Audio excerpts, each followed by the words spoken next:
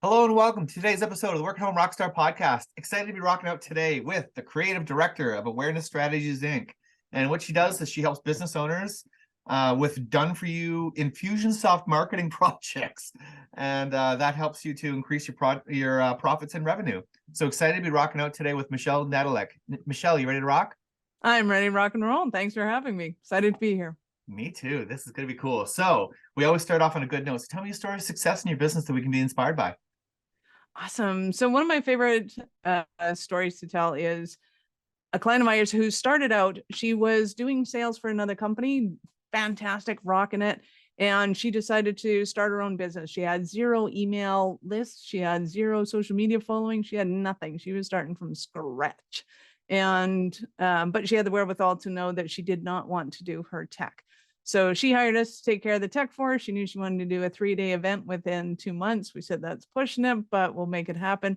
So we did. And in that first event, she sold $40,000 worth, which is fantastic. And at the end of the year, she did another 3-day and made $100,000 at that one. She's now into her second year, making $500,000 a year. And we're totally stoked that she's probably going to be making $1 million next year. Wow, that's a pretty good story. Right? Man. Yeah, she's amazing. And she works with heart-centered entrepreneurs. So the real woo-woo ones, the crystal healers and all that, and helps them. And then her clients have awesome and epic growth stories, which is also super fun to hear. Yeah, you gotta love it when it's a win-win-win for everybody, right? Exactly. So now, okay, along with the good notes, sometimes there's some bad notes to get hit too. What? In business, there's bad notes? No way. Well, like going on stage and doing a face plant and stilettos. Yeah, I've done that. You've done that? Oh boy. I've done that. Yeah, it's funny because usually guys set up the stages when you're speaking on stage, and of course they walk on it. Is it solid? Yeah, it's great, but they don't take into effect that I was wearing 6-inch stilettos, and that there was a space between the step and the stage. I stepped right into that and went, poof, and I went, and that's how you start a good talk. Well, there's one thing to be said about making something like that happen in the beginning. It just breaks the ice. Now you know from there on, it's going to be great. Exactly. So at least I didn't fall off the front of the stage. Done that before too, and that one hurts a lot more. Wow. Yeah, wow. No, it's super fun. Well, and in business, so kind of the growth stage of business, at one point we decided that I should be in charge of project management because I was basically doing the sales and marketing, and I would do strategic meetings with our clients to be able to help them to figure out kind of where they wanted to be, what their 1-year plan was. And so we put me in charge of project management. We quickly realized that my aptitude was not in that area. Went, okay, this girl's got to get fired because she sucks at the details. Because I'd have a meeting then with the techs and go, okay, here's what has to happen. And they're like, well, are we doing a webinar? Or is this like a master class? Like, are we doing this every month? Is this, what is it? And I'm like, I haven't talked about that. I was like, well, do you need to have this, that, and the other thing? I'm like, So yeah, we canned her because she sucked at her job. And well, we didn't really can her. We just repositioned her and said, okay, you can do sales and marketing strategy, and you're not allowed to do anything that involves crossing T's or dotting I's anymore because that's not working. So we had to restructure a few things, and actually it worked out super well. So now we're in a position where we can triage our clients as opposed to going, hey, it's going to take, if you pay this much, it'll take you 3 weeks to get it done. If you pay more, it'll take 2 weeks to get it done. We don't do that anymore. We triage our clients so that if they need to have something done now, the techs can just get it done and it becomes priority. And they're in charge of kind of prioritizing their clients and helping their clients learn how to plan and build things out. I know that sounds very strange for an entrepreneur, but believe it or not, they can actually figure out plan things and go, yeah, in 3 months from now, I want to do an event and here's how we're going to build up to it. So yeah, it's been a lot of fun. Yeah. So, okay. I'm wondering, like, you had somebody on board, so obviously they must have the right attitude, I guess, is probably why you kept them and moved them somewhere else. Yeah, we're talking about right? me, right? You know yes. that. You can't fire the founder of the company completely. Well, you could, but I'm going to continue to use that third part. Excellent. Okay. Gee. But is this like, because in this particular instance, like you say, I mean, you're not going to fire you. However, is that something that like if you brought somebody on board and they weren't working in a role, would you move them to another role, or would you just get rid of them? Absolutely, we'd move them because we hire based on attitude and learning competences. So we're not hiring people because they have the skill set to do the job and they're excellent at what it is. And the reason we don't hire them is because we tend to do things differently than most people do in the industry. And Brad, my partner in business and pleasure, as we like to say, is in charge of the techies. And he would rather teach somebody how to do it the way he does it rather than argue with somebody of why he does it his way versus I mean, they still get into arguments because they'll do some research and go, hey, I saw that this is the way to do it. And he goes, no, do it this way because of this and that. And they go, oh, okay, that makes sense. Whereas some of the veterans in the industry are like, well, we've been doing it this way for 10 years now. So I don't care. It's not the right way. Yeah. So this is the way you're going to do it. But what we do want is people that are eager to learn. They love to, feet first in the deep end or head first in the deep end and go, take an assignment, go and do some research on it. Go, hey, this is what I found. This is what I think you should do. And yep, carry on. Because what we find is in that first kind of 3 months of working with us, they tend to be a little gawky, a little awkward, like teenagers trying to figure out where their legs are. But really quickly, they learn how to problem solve, and they learn that the market changes fast. And in marketing, even though the software that we're using has been around for 15 years, is one of the, what I'm going to call the, forefathers of digital marketing in the small business arena, it is everything else around it changes. So the social media platforms change, everything else around it changes. There's new software coming on the scene every month, if not faster. And if something works, we want them to be able to research it in a certain way. And the people who just are self-taught tend to thrive in that kind of situation. So that's what we're looking for. And all of our work is based on, hey, are you having fun doing this? Is this kind of up in your jam area? Or would you rather be doing something else? And sometimes we'll go, hey, we need somebody to learn this software because one of our clients has it. Nobody knows what it is, but we need to use it. Who wants to learn this? And somebody will raise their hand and, they'll start jumping into it. And if they have problems, they start asking other people in the team because we work a ton as team as well. And if the other member of the team kind of catches on faster and thinks it's easier, then we'll just go, hey, it's all yours. Go for it. Love it. Like no harm, no foul. And whoever's having the most fun doing the weirdest things, that's where we want you to be. Yeah. I find that I'm hearing that so much from the guests on the show that really attitude matters more when you're hiring, because, the things are changing so fast that, I mean, it's not like you hire somebody with 35 years of experience in something, because chances are there's very few tools actually that have been around for 35 years. Right. And they just last a few years and then you're on to the next one. Like social media is one of those things that, there's new ones popping up. You need to be rolling with those punches, right? Yeah. And I think IBM was one of the first ones in about the 90s to say, we're no longer hiring for skill set, we're hiring for attitude, because it's easy to teach somebody a skill set when they have the right attitude and aptitude. But if you don't have those, it's impossible and it costs them way too much money. Yep. Yeah, absolutely. And so what do you do though if you have somebody who wants to do something but they're not necessarily good at it? Do you sort of have a script for that? Yeah, absolutely. So it's being able to kind of go watch the videos, go do the thing. And again, because we're on a triage system, it's like, okay, well, you have 3 weeks to learn this. If by the second week you don't have it down pat, go and my other rule of thumb is if it's taking you 20 minutes to figure something out, go ask somebody else, because they can give you an answer in 5 seconds. And some people, hate that kind of the day is always getting disrupted by somebody else. Our guys tend to love it because they'll get into something and then they get a breather, go focus on something else, come back into it. And now they have a new look on the problem that they're working on. And they don't have to get disrupted by somebody asking them if they can. It's like, yeah, I can give you an answer in 10 minutes. Let me get back to you. And then they can go work on something else. Like it's having this ability to be able to shift what you're working on and never getting bored because there's always something to do. And it's probably always different. So there's no assembly line work in what we do. It's It's taking care of the clients. So yeah, if somebody doesn't necessarily have an aptitude to do it, we just have to know who would be the best person to teach them.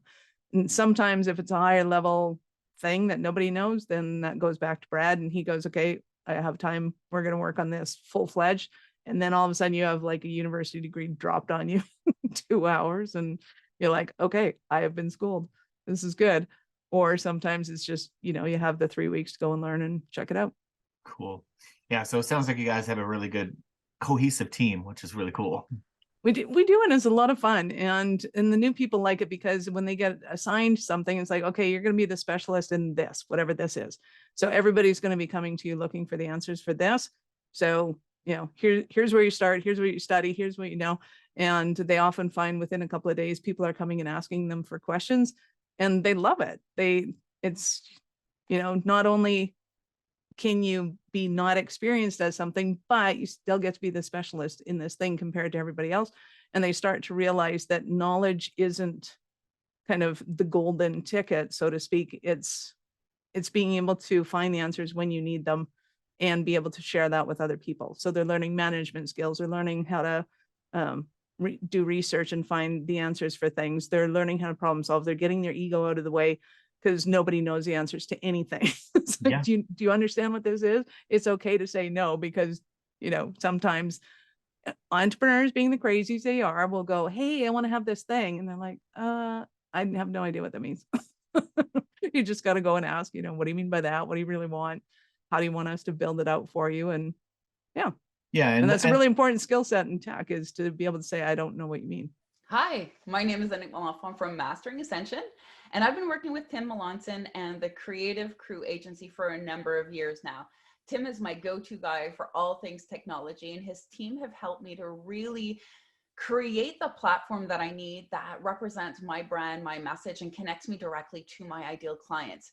What I particularly love about Tim is before he starts to dive into the technology, he always makes sure that he understands what your global view is, what your ultimate goals are. So then that way you're not wasting a lot of time back and forth switching around technology or platforms. He creates something from the get-go that is scalable, which is highly, highly beneficial for any business.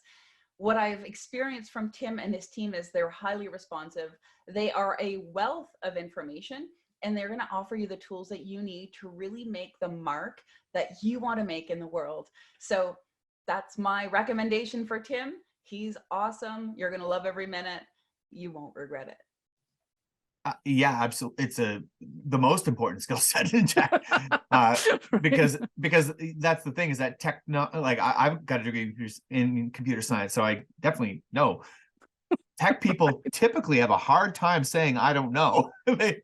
And so, if you've got that kind of situation, then you might be actually building the wrong solution and not know, right?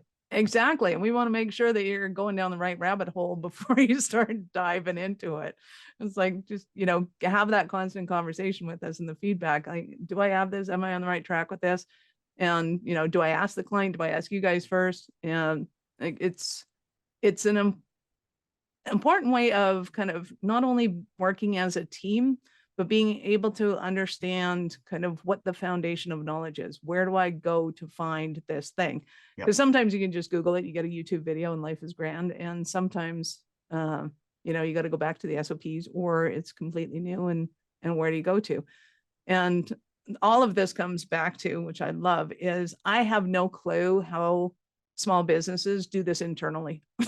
This is like that, the marketing side of things should take up maybe 25% of your day. And it's essentially all consuming for us. So it's kind of fun.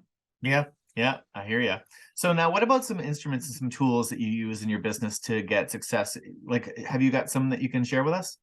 Absolutely. So we love to use what was formerly known as Infusionsoft, what is now Keeps Max Classic. But all of us in the industry know it as Infusionsoft. And the reason we love it is because it's so robust. It will do anything we ask of it. Well, let me put it this way. It has been able to do everything we have asked for it up until this point. We have a lot of wonderfully crazy clients, and they're like, hey, could we do this? And inevitably we find a way to make it happen. And that's why we love it. Whereas with a lot of software out there. It's like, nope, you can't do it. Nope, you can't do it. Nope, you can't do it. And when it comes to running your business and being able to maintain that creativity and have the productivity follow in short order, we need to have that system set up. So that's what we do. When we also use a WordPress site, we use Thrive just because it's easy for everybody to be able to get in, get out, and change things up. And it's easy for our clients to go in, change dates and names, things like that.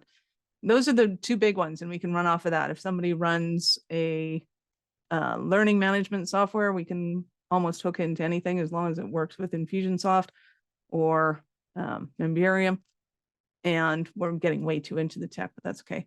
And then we work with other clients that, because Infusionsoft has this funky thing called an API, almost all software will connect directly to it, which means that you're not getting dirty data. And I just love saying dirty data. Dirty data. And people don't know what it is until they know what it is, and then they hate it. And it's like, yeah, we don't like that. Yeah, Infusionsoft is crazy. It's quite the beast, and it can do just about anything. But like, can you give me an example of something creative that you can do with maybe something regular that happens all the time, but nothing else can do it?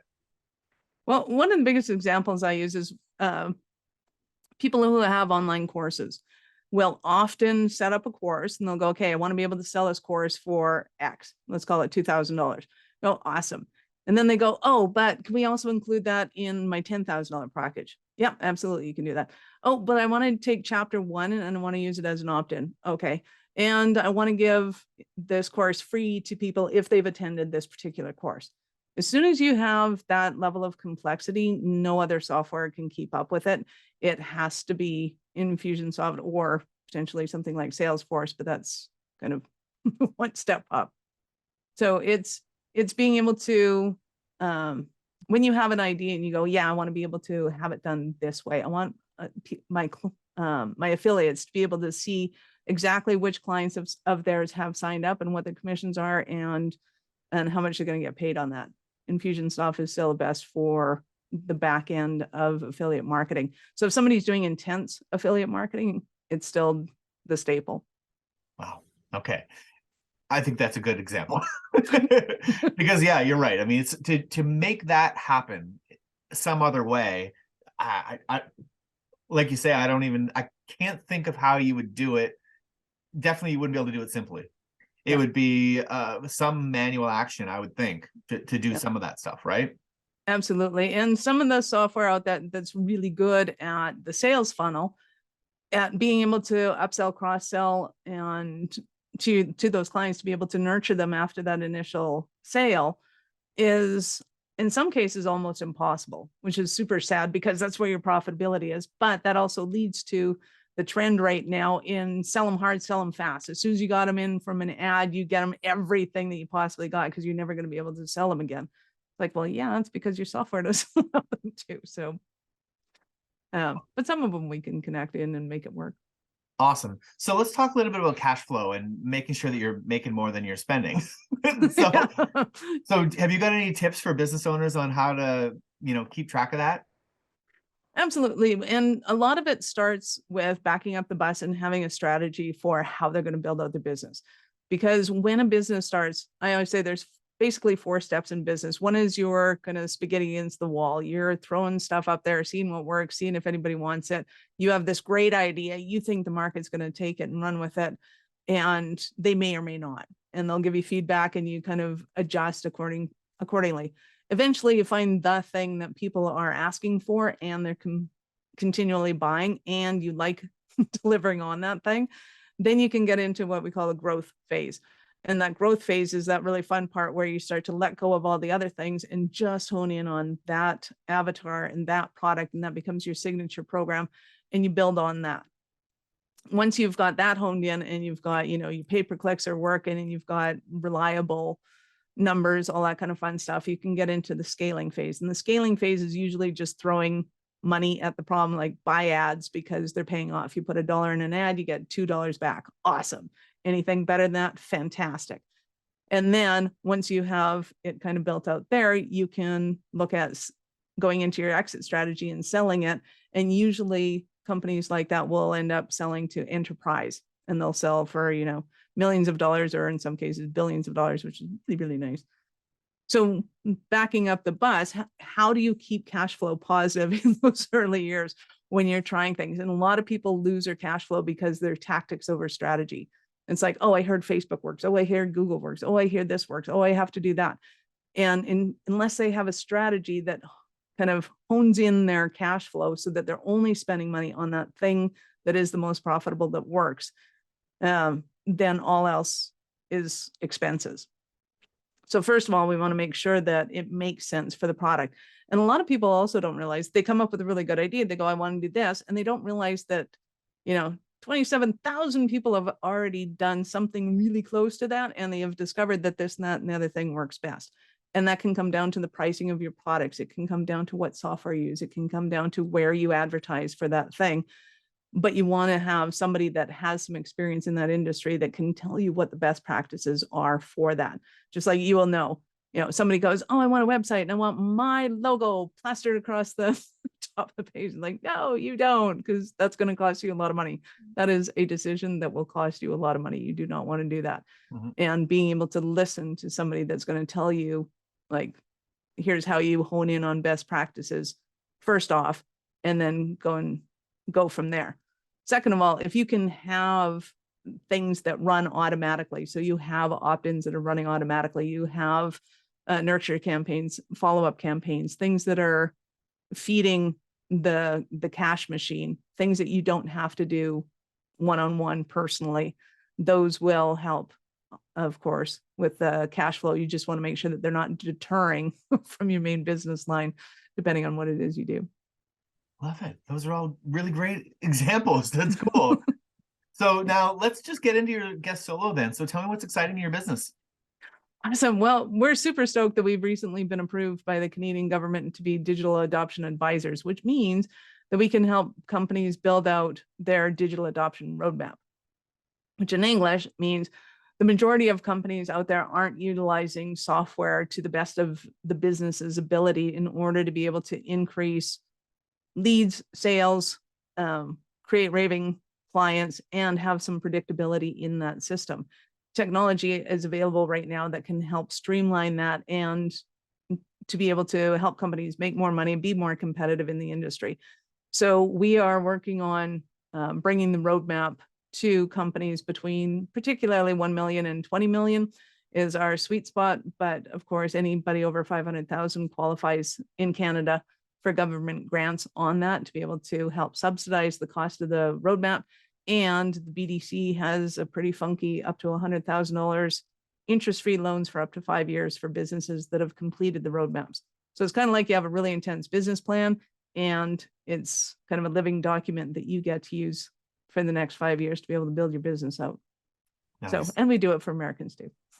That's awesome. Yeah, well, and I mean, if the Canadian government is willing to put some money into this, well, then we know that this is the way the world is going, I think, right? Exactly. So even if you're not at that 500,000 yet, it's probably time to start looking into a digital adoption for your business anyway, right? Exactly. Yeah, it's definitely one thing that's going to keep people competitive and in business. And you want to make sure that if you're in charge of clients' information and inventory, all those kind of fun things, that you want to keep track of those systems, because keeping track of those manually is one of the biggest business killers. I agree. So now how do we find out more about this, about you guys? Awesome. Love to have them come to the website, awarenessstrategies.com. And I'm assuming we'll have those in the show notes, and /roadmap will give you information on the roadmap. And if I can give your guests a gift, I would love to give all your listeners a gift. Yeah, I like gifts. Nice. So we'd love to give them a website audit. And basically what it does is it goes through their website, scans their website, and gives them back the red lights, yellow lights, and green lights. So Google has their wonderful and continually changing algorithm, which will allow you to, one, if you're not doing things right, it will stop all your traffic. Those are your red lights. You want to go make sure that you take care of those right away. And they usually involve acronyms at the end of them, like SSLs and DMARCs and all sorts of stuff. Nobody knows what it means. So at the end of the report, there'll be a link there to connect with me, and I'm happy to translate the document into English for you so you can take it to your team. Next one is yellow lights, is where Google's slowing you down. There's tons of different reasons why it might be doing that. And sometimes it's just as easy as, are you repetitious in your wording, or are you actually describing the thing that you've said you were going to describe on that page? Are you keeping traffic on your site? And then the last one is green lights, which is all is good and go and awesome. And the more of those you can get on your site, the better. So it does take about 15-20 minutes to create the report, depending on the size of your website, because it is actually scanning your website and giving you real live data. So it's a $500 value, and I would love to give it to you for free. Love it. Right on. So what was that website again? awarenessstrategies.com.